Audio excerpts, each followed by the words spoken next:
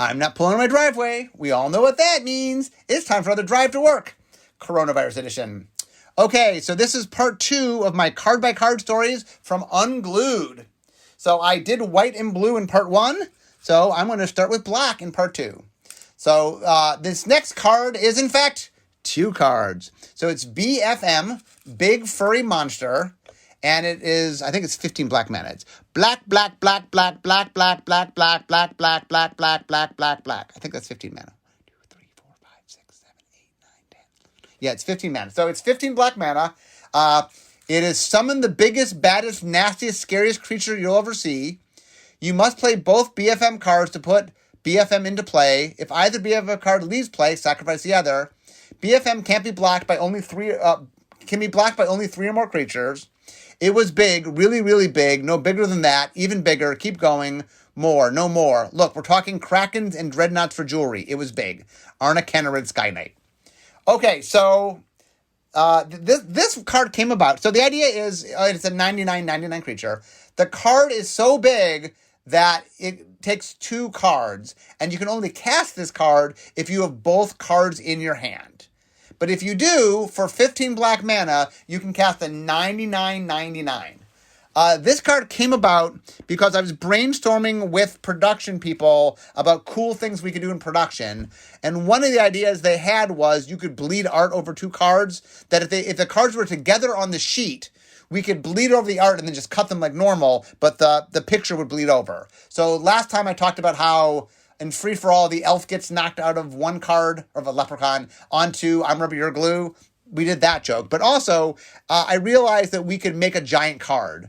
And then once I realized we could make a giant card, I'm like, oh, well, what do we do? And I'm like, okay, well, what if it's a card so big, you have to have, it doesn't fit on 1 card. And then I liked the idea of it being a giant monster.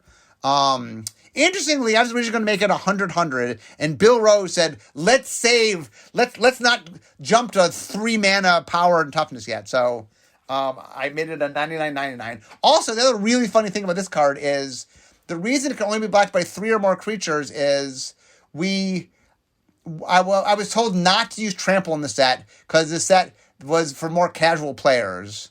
One of the things that we've learned over time is that enfranchisement and how well you understand magic, like you can be casual and be very informed and understanding of how magic is played. And so the idea of early on, this idea that the player that is casual doesn't know magic, that's proven not to be true. That there is enfranchisement. And you can be very casual and very enfranchised, meaning I like more casual fun play, but I know how to play. I know all the rules. Anyway, it's fine. That's why this card is coming back by 3 more creatures because I couldn't put trample on it. Anyway, in the guidebook, in the market research that we did, BFM was the most popular card in the set. And BFM was the inspiration for split cards because in Unglued 2, the set that didn't come out, I was trying to recreate the success of BFM, and I said, okay, well, people like 1 card so big it shows up in 2 cards. What about cards so little that 2 of them show up on 1 card? And that's where split cards came from. So BFM also, I believe, was the inspiration for Meld, the Meld mechanic that was in Eldritch Moon. The idea of 2 cards coming together. The idea there was, how could you do that in another way? And we realized that you could do the back of double face cards. So anyway, BFM, and BFM also influenced some cards in Duel Master. So anyway, BFM, very influential card. So, and once again, one of my themes as I go through Unglued, and for those out there that say, why should I care? I never play Silver Bordered, and I'm saying Silver Bordered very much impacts you. Like I said, Meld, BFM's responsible for Meld. BFM's responsible for split cards. There are things in normal Magic that us making, had we not made BFM, I don't know if we would have got there. And so these Silver Border cards do lead to things in Black Border. Okay, next, Deadhead, 3 and a black, summon zombie, 3/3. I'll stress it again, I'm reading the original text, by the way, of all these cards, as they were printed, not as the Oracle text is. Back then, it was not creature zombie, it was summon. Creatures were summon. Put Deadhead into play, use this ability only if any opponent loses contact with his or her hands of cards, and only if Deadhead is in your graveyard. I'm back from the dead, the zombie moaned, and they were far out, man. We're making a little Grateful Dead reference here. Anyway, the the idea was if my opponent ever doesn't touch their cards and Deadhead's in the graveyard, I get to bring him back. So when Deadhead's in the graveyard, my opponent's remember to not let go of his cards, his or her cards, their cards. Okay, next, double cross. 3 black. Sorcery. Choose another player, look at that player's hand, and choose one of those cards other than a basic land. He or she discards that card. At the beginning of the next game with that player, look at the player's hand and choose one of those cards other than a basic land. He or she discards that card. And you're in for a nasty butt kicking. So once again, there is a limerick between the 5 double cards. And I think this is the last one. I think it's the final. If I have time, I will read at some point. I will read the limerick. This is interesting, by the way. So as part of the double cycle, we did a coercion effect. Although, interestingly, we didn't say not land. We said not basic land, which is not normally how we do it. So this is. I don't 100% know whether. I guess coercion must have predated this card, but I think coercion you could pick any land, and I said, oh no, we don't want you to pick. You can pick any card. Coercion is go pick any card. I think we go, no. So I think this is the first time, I think, that we said, well, you can't pick a land, except I said basic land. And I think now we would just say land and not basic land. But anyway. Next up, handcuffs.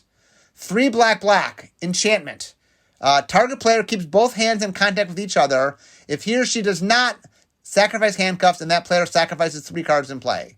That was fun. Now me, Gwendolyn DeCourcy. Eek. Okay. I think the idea was I wanted to do some physical stuff. And blue was sort of verbal stuff, and black was physical things. And so once again, like Deadhead makes my opponent have to touch their cards. Handcuff makes them. The idea is you have to keep your hands in contact with each other. So you have to sort of touch them together. And it just becomes harder to manipulate Magic when you have to do that. So it's not that you can, it just becomes more complicated. And especially, like, if your opponent has Deadhead in the graveyard and you have handcuffs on, like, it becomes harder to manipulate all that. Okay, next up, Infernal Spawn of Evil. 6 black for 7/7. Summon demons crossed off, and it says beast. The reason for that, by the way, is Magic for a while. When Magic started, there were demons in Magic, and then we kind of got scared of there was a lot of fuss, and so for a while we stopped making demons. We started calling them beasts, but then we went back to make them demons. But anyway, the time we did that, we didn't do demons anymore. So this was a little bit risque for me to actually put demon on the card, but cross it off and write beast. I was making a little commentary there. Anyway, it is flying for a strike. 1 and a black, reveal Infernal Spawn of Evil from your hand. Say, it's coming. Infernal Spawn of Evil deals 1 damage to target opponent. Use this ability only once during upkeep and only once each upkeep. So there's a lot of stories. So one interesting thing about this card is, well, let me tell where it came from, then I'll talk about its influence in future Magic. So Ron Spencer was doing some card. Ron Spencer's been doing art since Alpha, and somebody asked him to do something. So Ron Spencer's background actually is he used to do greeting cards, and he used to do a lot of very cutesy stuff. But one of the fun things for Magic was he got to tap into his little darker side as an illustrator. But anyway, he was told to do some scary creature, and so his sketch he sent in was this mouse drinking cocoa. And it was just a gag. The idea was it was never meant to be the real picture. It just was a joke for him and the art director. And the art director thought it was funny, so he posted it, and it was a running joke. We had it up on the wall. And anyway, I liked the image, so I said, hey, I like the joke there. I love the idea of some evil creature, but it looks like this cute little mouse drinking cocoa. So I went to, when we did this, we went to Ron Spencer and said, we want that picture. The picture you drew, that sketch, draw it. And so he did. And then the whole idea was, the flavor was just make it the meanest, nastiest creature you could. And so we actually topped down this card from this image, the idea of what is the nastiest thing. And so we named it Infernal Spawn of Evil, obviously. And then the idea was, well, what's the and I said, oh, well, what if you could reveal it from your hand? And it's so scary that just knowing that one day you can cast it makes people, out of fright, lose life. Interestingly, the idea of having an effect from your hand that you reveal to generate an effect, but it stays in your hand, Forecast, which was the first Azorius mechanic in Dissension, was literally inspired by this card. So my ongoing theme of how black bordered Magic was very much inspired by the work done on silver bordered Magic. And this card, as people would know, we later made Infernal Spawn of Evil and Infernal Spawnicus the Third, which the second card was in Unhinged and the third card was in Unsanctioned. And you can see the son's in the second one and the grandson. So you keep seeing more generations as you... Anyway, and Ron Spencer did all the art. It's super cute. Next, Jumbo Imp. 2 and a black, summon Imp, 0/0, flying. When you play Jumbo Imp, roll a 6-sided die. Jumbo Imp comes into play with a number of +1/+1 counters on an equal to that die roll. During your upkeep, roll a 6-sided die and put on Jumbo Imp a number of +1 counters equal to that die roll. At the end of turn, roll a 6-sided die and remove from Jumbo Imp a number of +1 counters equal to the die roll. So the idea was, I play the card, I roll a die. He's that big. But at the end of every turn, I roll a die and he shrinks by that much. So this card ended up being not that good because he'll die half the time. So you roll the die, and then half the time you will roll something equal to or greater than what you roll, statistically speaking. So this card is super swingy. It can get very, very big. It also dies a lot. So I wish I designed it a little bit so it didn't die quite so often out of the gate. But if you have some way to help, you've Goblin Bookie or something that helps you reroll dice, it can get pretty big and do lots of really cool stuff.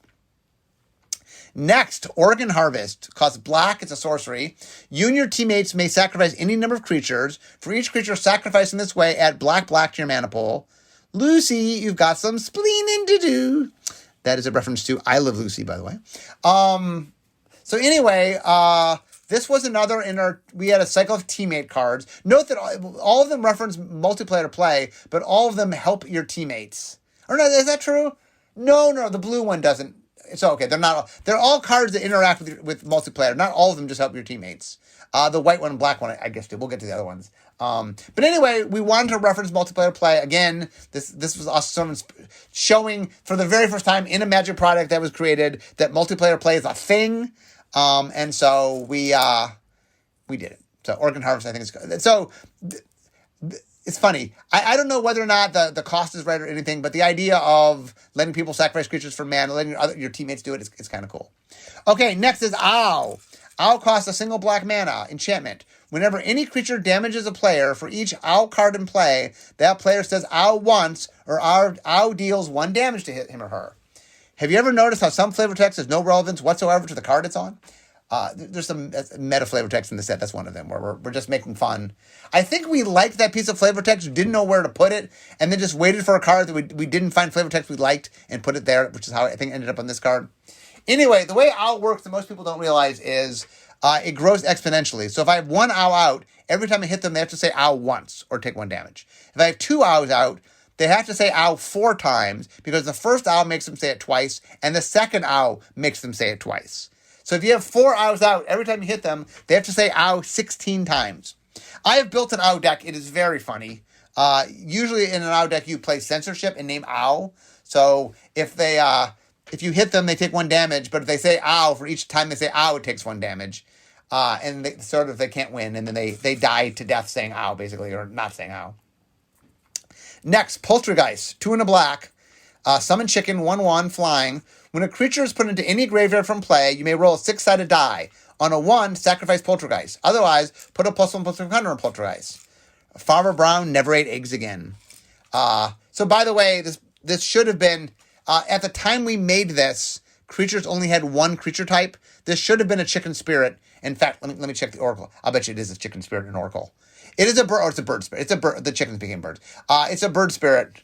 Oh, by the way, if you did not realize that, in Unsanctioned, we oracleized Chicken a la King so that it references birds rather than chickens, because all the chickens became birds. Because Unsanctioned is the first time we didn't update on silver border sets. We had done this big update, but we didn't do silver border sets, and all the birds turned into birds. So anyway, if you play silver border stuff, Chicken a la King in a bird deck actually is really good. Okay. Anyway, we loved it. This came from the name Poltergeist. The idea of the name was an awesome game. So it was a chicken ghost, obviously. And then we tied it to die rolling. This is another one of those cards where it dies a little more than it should. Like dying on a 1. It should have just not gotten bigger on a 1 instead of dying on a 1. But anyway, there's a little bit too much roll a 1 and bad things happen in the set, more so than it should be. I've since learned that nothing is bad because rolling other things and getting a positive. Not getting anything is the bad. You don't have to lose the card. You can just not get something. Okay, next, Temp of the Dam. 2 and a black, 3/3, summon zombie. When you play Temp of the Dam, roll the 6-sided die. Temp of the Dam comes into play with a number of funk counters on it equal to the die roll. During your upkeep, remove a funk counter from Temp of the Damned or sacrifice Temp of the Damned. So this is a card that basically has vanishing or fading, however you want to think of it, that you get the creature for a set amount of time based on the die roll. Once again, 3 mana for 3/3 at the time we made this was decent. It is no longer particularly a good stat. So this card's not very good in modern way. This is one of 2 cards, I believe, where we slush is what we call art when we have an artist and they design art, but then the card gets killed for some reason or something happens so we don't use the art. But we have the art. We paid for the art. The artist made the art. And so I was asked to look through the slush pile and see if I could use any of it. Temp of the Damned and Gus were the 2 that I remember using. So this was slush art that I used. Next, Volrath's Motion Sensor. Costs 1 black, enchant player. When Volrath's Motion Sensor comes into play, choose target hand controlled by an opponent. Enchant the player balances Volrath's Motion Sensor on the back of that hand. If Volrath's Motion Sensor falls off that hand, sacrifice Volrath's Motion Sensor and that player loses 3 life. So this is another enchant player. Like I said, this and Charm School were the first enchant players in Magic. And the idea there of enchant players is you literally enchanted the player. That's why they say enchant player. You're balancing the card in Charm School. They're balancing the card on their hand. Charm School is your head. This is their hand. The interesting thing is 3 life ended up probably not being enough. The most common thing that happened when you put Volrath's Motion Sensor on somebody is they would, if they wanted to play the game, they'd play the game because it's fun to play the game. If they didn't want to play the game, they'd just throw it off. Well, whatever, I'll take 3. We kind of knew that. It was kind of built so that if you didn't want to play the game, just take 3 life. But 3 life, the people who didn't want to play it really just didn't matter than 3 life. So I don't know if we should have a smidgen more life to make people think about it more. Okay, next. Burning Cinder Fury of Crimson Chaos Fire, 3 and a red enchantment. Whenever any player taps a card, that player gives control of that card to an opponent at end of turn. If a player does not tap any non-land cards during his or her turn, Burning Cinder Fury of Crimson Chaos Fire deals 3 damage to that player at end of turn. So this was meant to be a crazy chaos card. The idea of just everybody's changing cards all the time was the idea. And then if you don't change cards, if you don't tap anything, it just hurts you to make you do it. I wanted to do a sideways card in the set where it's oriented sideways. I knew it had to be enchantment because enchantments don't tap. And then once we knew that, once this card became that, we gave it a long name on purpose because it was sideways, the card is oriented sideways. It could have a really long name. This is a very hard name for people to remember. We made it by just taking the most common words that we used in red cards. And so, anyway, I do enjoy this card. If you've never played with this card, it is mega chaotic, but it is a lot of fun. Next up, Chicken Egg. 1 and a red, summon egg, 0/1. During your upkeep, roll a 6-sided die. On a 6, sacrifice Chicken Egg and put a giant token into play. Treat this as a 4/4 red creature that counts as a chicken. That's a lot of nuggets. Jaya Bauer, Task Mage. The flavor text that I had wanted that I ended up getting outvoted on my team was the egg cracked, the kernel cackled, years of secret lab work had finally paid off was the flavor text I wanted. I still, in retrospect, I wish I had just said, we're using that one. I actually like it better than Lots Like Nuggets. Although, I do like Jai Ballard having a quote here. Interestingly, the chicken does not fly. It's just a 4/4 ground creature. I know chickens, technically can fly, but most chickens sort of just stay on the ground. But anyway, this is a parody of Rook Egg. And in fact, we had Christopher Rush, who did Rook Egg, do the art. Oh, by the way, wherever we could, whenever we were parodying a piece of art, when we could, we'd have the artist that did the original do the parody. It didn't always work out, but whenever we could, we did. Next, Double Deal, 4 and a red. Sorcery, choose another player. Double Deal deals 3 damage to that player now and deals an additional 3 damage to that player at the beginning of the next game with that player. And then I'm facing defeat. That's part of the limerick. I think it's the third. I think it's the third line. Anyway, this is part of the double cycle where I do something to you now and the beginning of next game. So this does 3 damage. Here's a little, if you don't know this, if someone does damage to you in the game and you know that you're going to lose this game because you're so far lost, you can concede in response to them doing damage to you. And then it doesn't resolve, and so the spell never resolves, and so the next game they don't do damage to you. It requires you conceding the game, so it is. But if you know you're going to lose anyway, you technically can do that. Okay, next up, Goblin Bookie. Costs 1 red mana, 1/1, summon Goblin. R-tap, reflip any coin or reroll any die. Glock love bets. He'd sit in the bar all night and laugh and laugh. Hey, he still owes me. Squee Goblin Casino hand. A little Squee reference there. So the this was one of those cards that didn't actually work. The idea that I would flip a coin or roll a die and then before that effect happens, I think the FAQ for this card was like, it just works. Magic doesn't really have, Silver Border sort of has its die rolling, and we just sort of say it works. Black Border would have to do a lot of reworking, and there's no die rolling in Black Border, so there's coin flipping. What happened was originally we're just going to roll a coin, like, well, you do coin flip. Okay, we'll make you do flips too, so we added coin flips to it, so that it interacted with other cards outside of the set. Okay, next, Goblin Bowling Team. 3 in a red, 1/1, summon goblins. Whenever a Goblin Bowling Team damages any creature or player, roll 6-sided die. Goblin Bowling Team deals that creature or player additional damage equal to the die roll. So, it's funny, we didn't make it like star +1, which is kind of what this is, but anyway. Flog was out of his league. The game wasn't up his alley, but the team couldn't spare him if he split. I do like that. Bunch of bowling puns. So the interesting thing is this card is illustrated by Pete Venters, and Pete Venters was part of the bowling team. Wizards had R&D had a bowling team, and so he drew the members of the bowling team as goblins. So it's Charlie Catino, it is Bill Rose, I think it is Pete, I don't remember the, Mons maybe? I don't remember the whole team. But anyway, it's his drawing of the bowling team, of the Wizards bowling team. Okay, next up, Goblin Tutor. It's a red, costs a single red mana. It's an instant. Roll a 6-sided die for Goblin Tutor. On a 1, Goblin Tutor has no effect. Otherwise, search your library for the indicated card, reveal that card to all players, and put it in your hand. If you roll 2, you get any Goblin Tutor, so you can get itself. 3 is any enchantment. 4 is any artifact. 5 is any creature. 6 is any sorcery, instant, or interrupt. Yes, interrupts were still in the game back then. What this card should have done is not make you lose on a 1. You should have got a Goblin Tutor on a 1, which is kind of losing. And then probably should have split up like sorcerers and instants. The reason this card got made was in Mirage, we made 4 tutors, 1 in black, which was Vampiric Tutor, and we made white, blue, and green, Worldly Tutor, Mystical Tutor, I forget what the white one was called, but got enchantments. Anyway, we didn't make a red one, and people are like, where's the red tutor? Where's the red tutor? So I made the red tutor. Interestingly, I think Urza Saga also made a red tutor, so 2 different people solved the problem of where's the red tutor. This is not that good a card, especially because the 1 you just...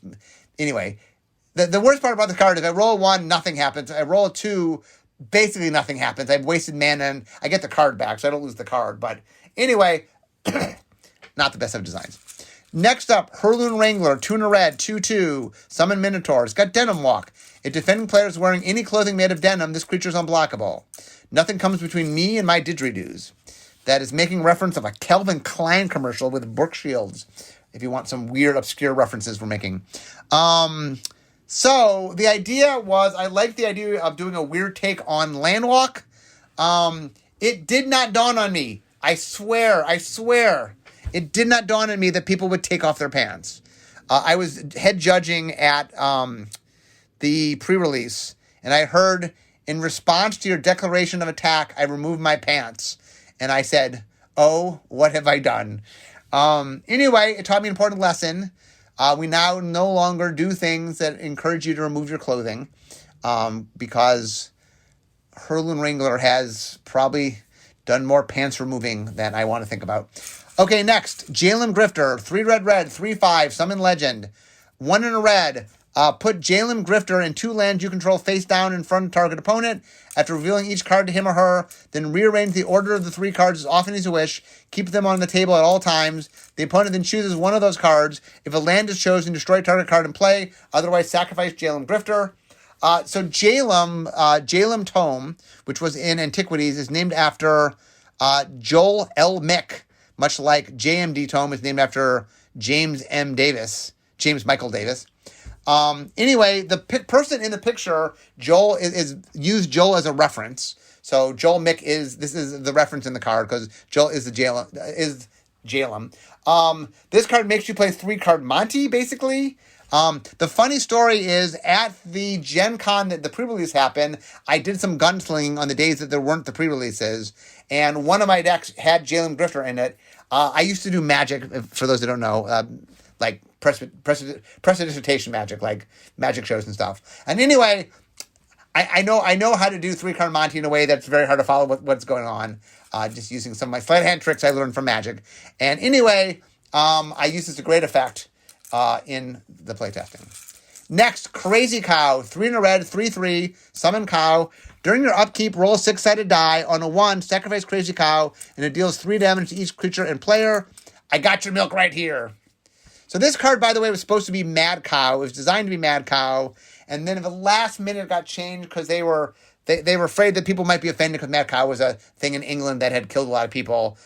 We actually had asked our English office at the time we had an English office, and they thought it was hilarious, but we ended up changing. Crazy Cow is now making reference to Crazy Cat, which was a comic from like the 20s, so it's a weird reference.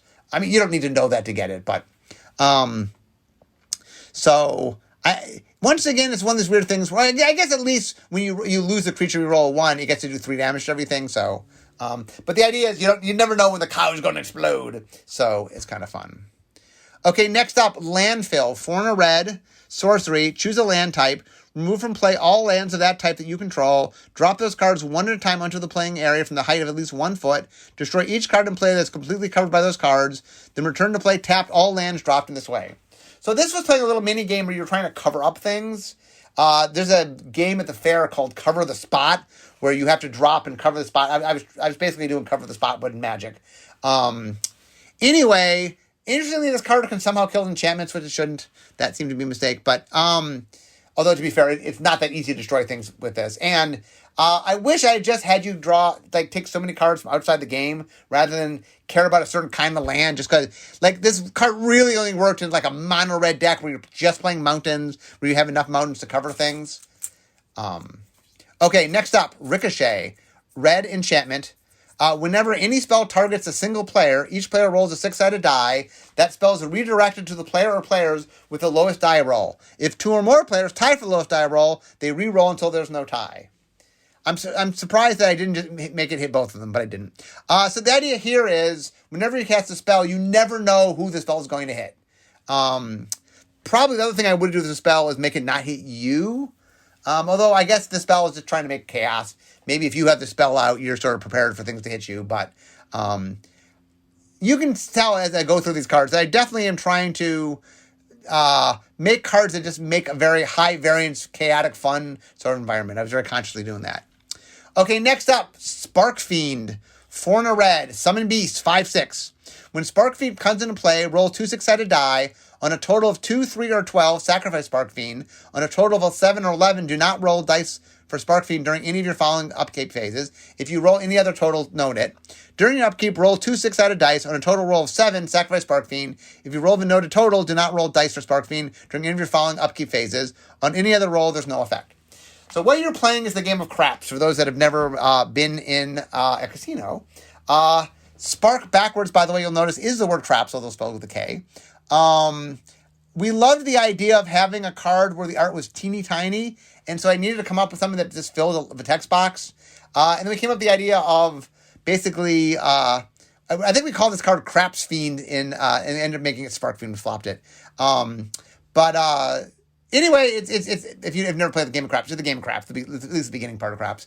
And anyway, so we were doing dice rolling with, like, craps was kind of a fun game that we know is an interesting thing. And so anyway, we made you play that. And we did the art gag where it's a little teeny tiny, you just kind of see the eyes in the beginning of his teeth.